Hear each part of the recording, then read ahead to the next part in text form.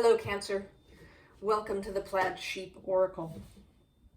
I mean for these readings to be timeless, that whenever you show up here is the appropriate time.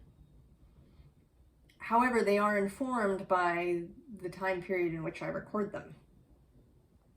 And we are now in early March, and we are in this threshold space. On March 21st, there will be a new moon in Aries at 0 degrees and a few arc minutes of Aries. And for many people, this is the start of the astrological new year. And at some points in time in the past, it was actually the start of everybody's new year, before that became January 1st. But then we have a second new moon in April. On April 20th, there is a second new moon in Aries. So there is this extra energy of beginning, right? With Aries as the as kind of the start, as the spark, as the place where things begin. And I think that many of us, certainly if you've been coming and watching any of these videos here, then there will be a new beginning. Now, you might not like shoot out like you're on a rocket, but something new is going to begin in your life. And these readings that I've been doing just in this round seem to be especially about closing out or preparing for what is to come, or maybe a bit of both. So I've been choosing a reading from my Year with Rilke. And yours is really beautiful and powerful. It's a piece of poetry. Go to the limits of your longing. God speaks to each of us as he makes us, then walks with us silently out of the night. These are the words we dimly hear. You, sent out beyond your recall, go out to the limits of your longing. Embody me. This is from the Book of Hours.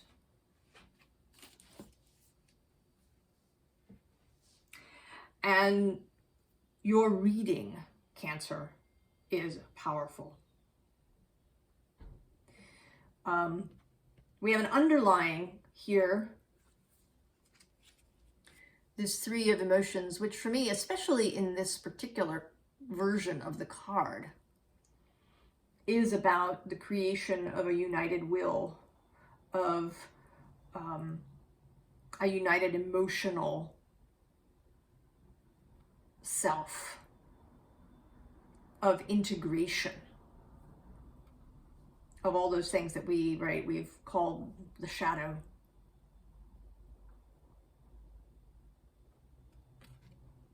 And right under that is the Death card. And below that is this Eight of Emotions, Eight of Cups card. And actually that second new moon right on the 20th of April is in fact an eclipse.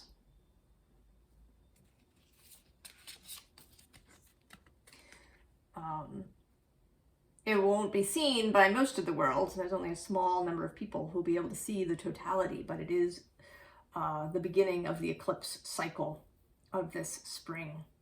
The second half happening on May 5th in the Scorpio full moon. And then, Cancer, you have, to go with that Death card, 4 major arcana in this first row. We have the Lovers, making heart-based choices. feeling your way through. And with that poem, right, examining and exploring your longing. And that actually comes through this whole row because we have this World Cosmos card. So not only new, right, a new beginning, this is always, you know, seems to me like a portal, right? You pass through. So passing through into this new space, this new timeline that we've been talking about the past few months. But also reaching, right, going to the limits of your longing.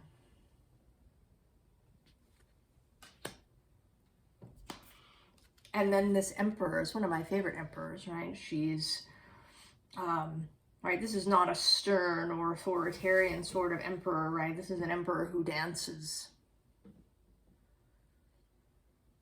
to the music that she can hear.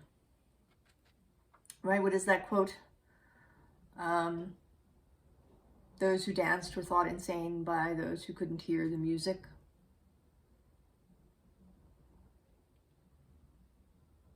So dancing to your music. And then the hanged muse, the hanged man. You know, and she always seems, right, not like a typical hanged man. She's kind of, right, there's a very relaxed sort of, it's like she's swinging there on her wire. It's kind of a more fun, more lighthearted version of this card. So I think you've been making changes, Cancer. You've been doing whatever you needed to do, right, to integrate all those parts of yourself that maybe were rejected for a long time or hidden. Exploring your unconscious. And as we are talking about this Pluto, right, he's been passing through your opposite sign of Capricorn since 2008. And Pluto is, right, he's about transformation. He's about bringing things to light.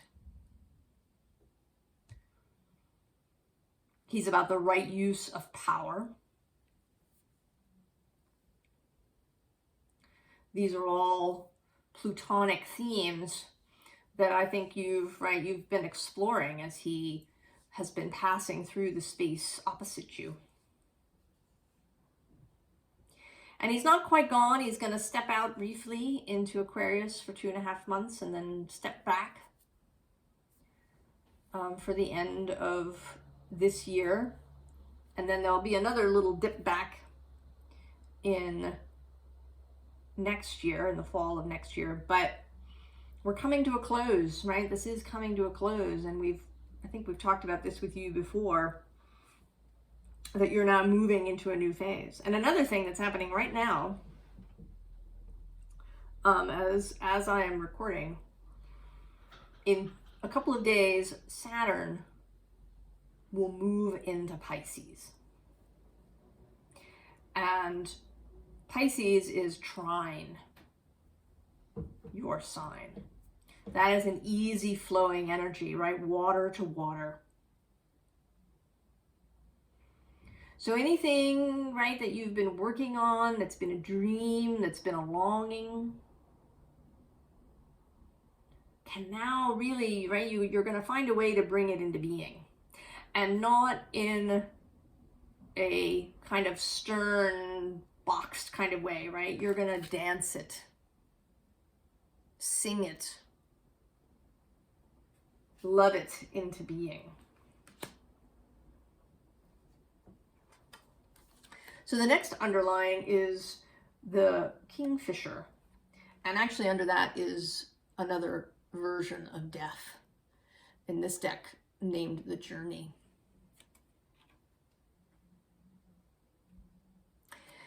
Now this calls to mind immediately when I saw it, and this doesn't always happen, but it calls to me the Fisher King. And we have, the other thing we've been talking about on this channel is the Grail, right? Our personal Grail that lives within us. And the cup that Source and your own soul wants you to take. Now the story of the Fisher King in brief, right, is that he is a wounded king. And this is a story, right, that happens, right? The wound that doesn't heal. And a knight who is searching for the Grail arrives at the king's castle. Usually Percival, but sometimes Gawain or Galahad. And he's been told that he shouldn't ask too many questions.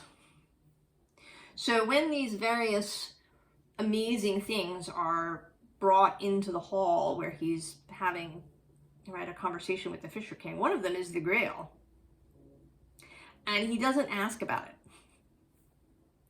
And because he doesn't ask, the king remains unhealed.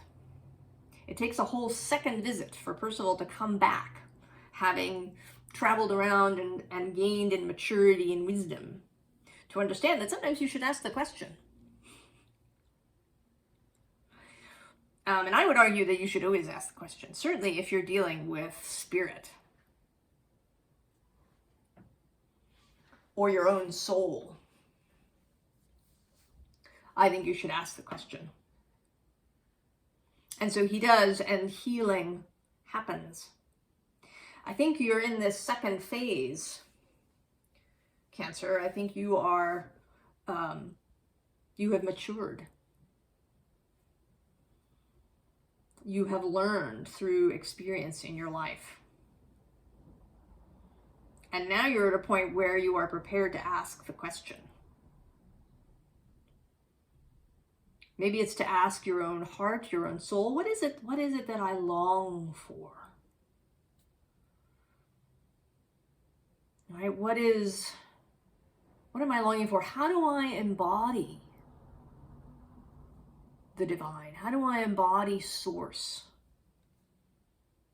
How is my longing connected to that? And we begin with this Six of Stones, which in this deck is called Exploitation. In most decks, or in any Rider Waite Smith type decks, the Six of Stones is kind of about generosity and reciprocity, charity. But this is about all of that kind of gone wrong. And there is stuff here about the world and how society does things, right? There's these fires happening. There's beehives that are abandoned and falling apart because the bee colonies have died. And there's, this broken tool here, and these people. So, right, it may be that you've been feeling like this, that you keep getting drawn back into this, either in your own life or, in looking at what's happening in the world. But this may be, right, maybe partly, since we have the Hanged Muse, about perspective. And about, how do you deal with this? Right? Do you deal with it by sort of sinking down into it and perseverating and becoming, kind of all caught up in it? Or do you choose to make change by embodying the Source? By choosing love? Because when you're in that, right, in that exploitation, I am I'm either being exploited or I'm complicit, and I hate myself for it, or whatever it is. You can't, right? You can't find your way out of that. It's like a loop. Right? The seer, right, is about seeing, right, seeing the bigger picture and seeing how the truth of yourself, who you are, all of the parts of yourself are important and valuable. And they have a place in the healing of the world as well as, right, in the healing of yourself.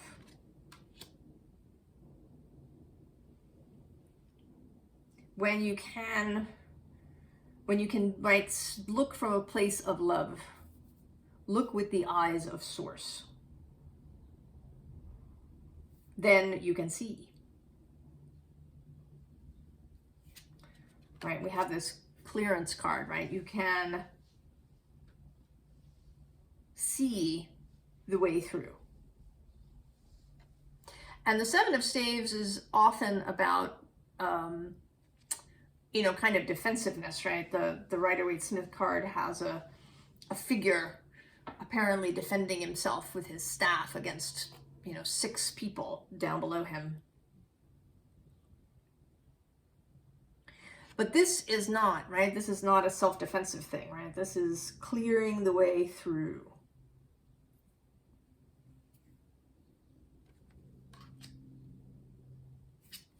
And then we have the Stag, who is strength. And he's kind of a, right, he's like a gatekeeper sort of person.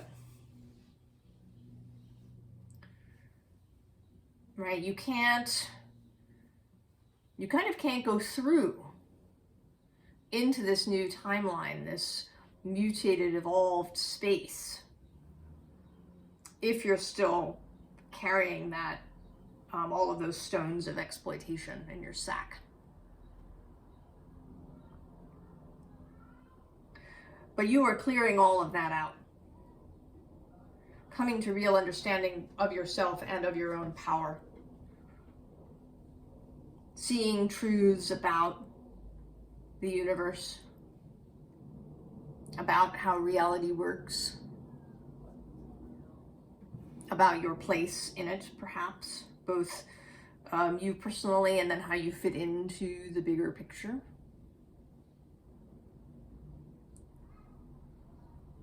You know, how not set in stone things are.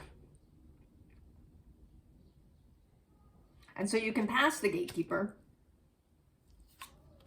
and we get to this Two of Bows decision, right? And this is a really powerful Two of Wands kind of image, right? It's like you planting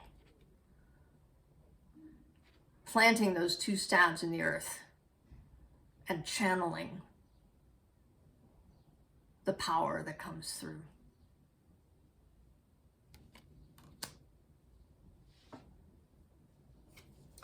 So then we have the Hanged Woman again. And this time, right, in this card, this is a very sort of peaceful, meditative, right? You kind of picture this not as the sacrifice, right, of Odin hanging for 9 days, but it's kind of a regular practice that she engages in, right? She, right, she goes and she hangs there, either regularly or maybe whenever she feels the need, right? Whenever she feels the need to change her perspective. Whenever maybe she's getting caught up in something, or she feels stagnant, or she feels stuck in some way, she goes and she hangs here, seeing things from an alternative perspective. And also coming back to herself. It is, you know, we are not separate beings. We receive information, emotion, thoughts from other people, from the world in general.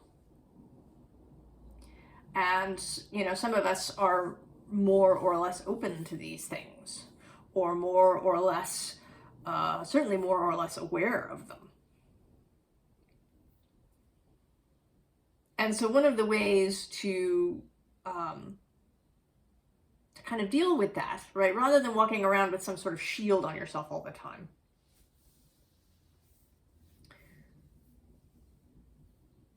you can sort of fill yourself with yourself, right? Remind yourself, you know, who are you? What are your values? What does it mean to you to be in integrity? What are your beliefs? Right? Really come back to yourself, especially, you know, kind of with social media stuff, right? You can get really spun out by reading lots of people's opinions and ideas about things. You could get overwhelmed. You know, what do I really believe? Come back to that. What do I really believe?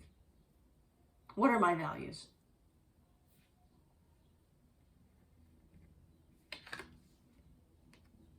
And this sort of, right, exemplifies that kind of for me, right? That you can be, right, you can feel sort of trapped, right? Like all of this stuff is pouring down onto your head. You know, maybe it is even time that's worrying you, right? Is it getting too late? Are you too old? Have you wasted too much time? Are you, right? All of these kinds of thoughts that can leave you overwhelmed and anxious or depressed.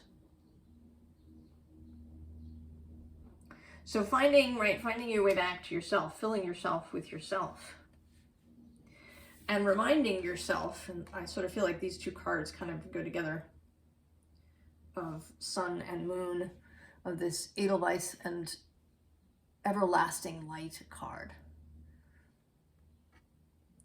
right? Both the cyclical nature of things,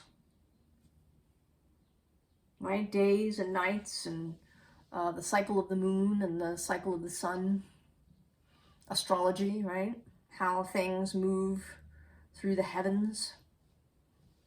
How we are part of that. And how we are part of this everlasting light.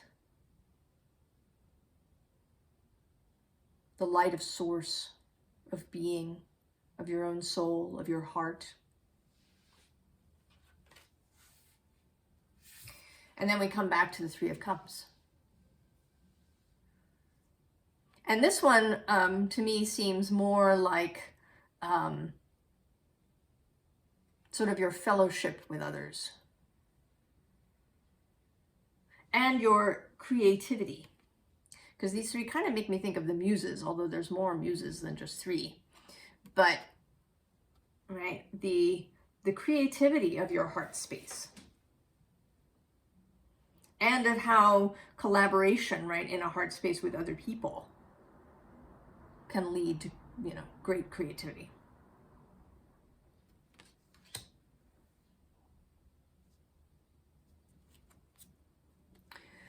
So this Four of Air, right, also feels like perspective.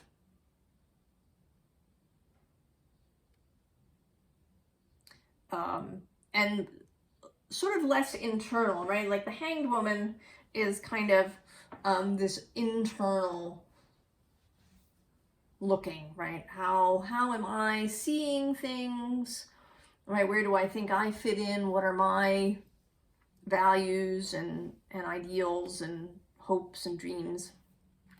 And then this is kind of looking out, again, at the bigger picture, at the fact that, right, we are just one little, each of us is, you know, one little person, and then there's this whole other world that we fit into, right? Spending too much time in your own head, right, and on your own stuff can also, right, spin you out a bit, right? Things can become too big, right? something can really grow in size if, right, you're thinking about it constantly. All right, about, you know, what's happening to you and how can you change and what's going on with you and, you know, what new practices do you need to do and so on and so forth. All of this kind of internal focus on the self. It can really help to turn your attention outwards.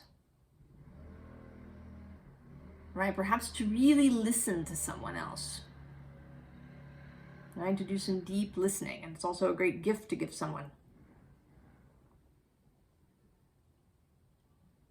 And I think to look out, you know, kind of with this bird's eye view, because the card that comes after it is this Eight of Air. So it's like you're hanging out here, you're having, right, a kind of a quiet meditative moment when you can look outward, perhaps even still your thoughts. And then, right, you can soar and see things from this heightened perspective, right? You can really see the bigger picture. Right, learning to see, right, both the little detail, right, because we know that the eagle can see, you know, a tiny animal moving down here, as well as seeing the entire landscape. So cultivating the ability to see that way, which is also really seeing with the eyes of Source.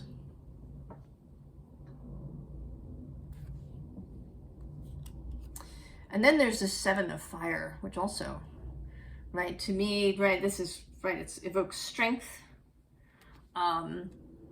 It evokes Leo energy, right? The summer and the lion. It evokes Venus to me, actually, a little bit because of these roses. So, you know, confidence.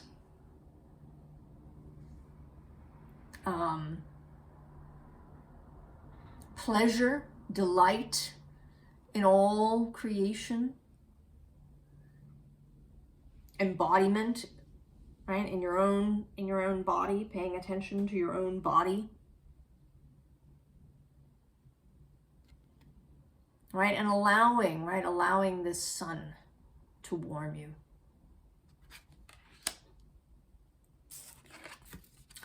And then there's a different Six of Earth. Right, rather than exploitation, this is about sort of community, right? People coming together, right? All these individuals kind of gathering here at the water hole.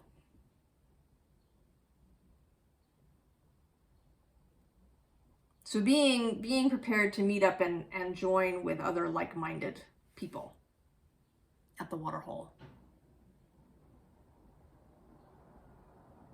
People who have, you know, similarly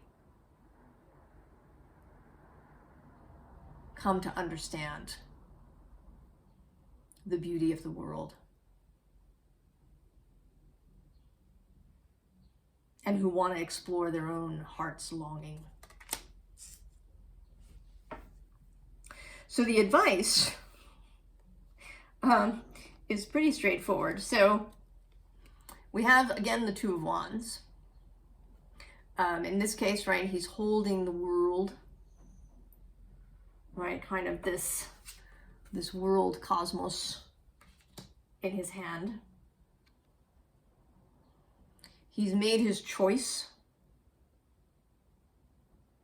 to look outward, right, to look forward, to have an expansive view of reality. And the card under it is the Ten of Wands. And then actually, I don't always show the bottom, but it's the Eight of Cups. So leaving this energy of suffering and excess responsibility and burden and heartache and you know, an inability, right, to use your passion, right? Because if you're carrying all these wands, you can't really use them, right? It takes all of your effort and your strength just to bear them. And the wands are about our passion and our love and our joy.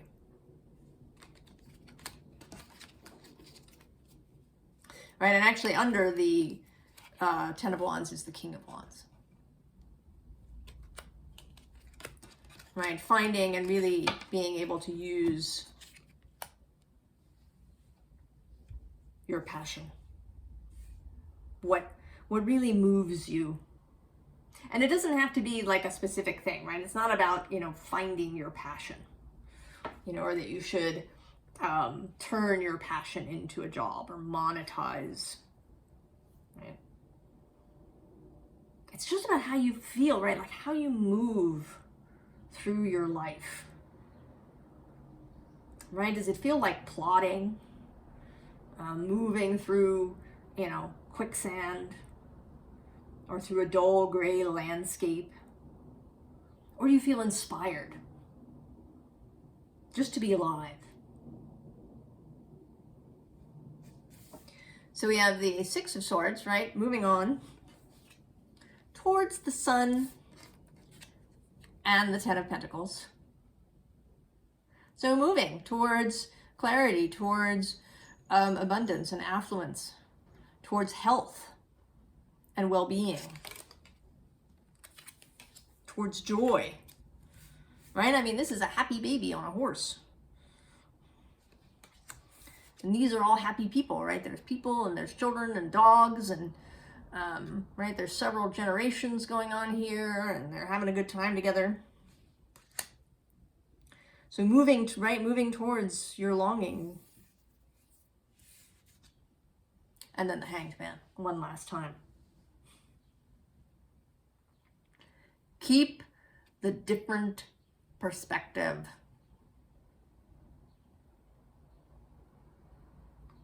Right? To me, he is not just, I sort of feel like he's not just a different perspective, but he's your perspective, somewhat.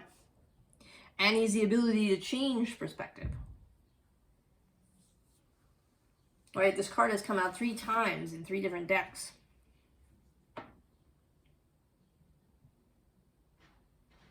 So to have, right, as we've also talked about elsewhere, a free mind. So that you're not chained up to a particular way of thinking or being. That you have the ability to shift, to change, to see other people's perspectives, to not get locked into any particular way of being, rigidly. That ability to be flexible, to be open, to be compassionate towards others is really going to be needed as we move forward. Right? We're all moving into these fantastic new timelines. But we are going to, right? Our timelines are going to cross other people's.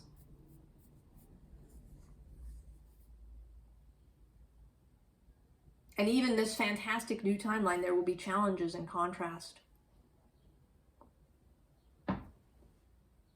as we move forward. Maybe completely new challenges that we've never experienced. So keep that flexibility. Right? Remind yourself who you are.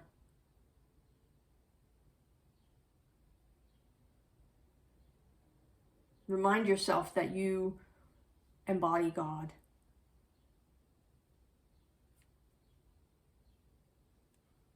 I wish you all the very best, Cancer. This is a very powerful reading for you.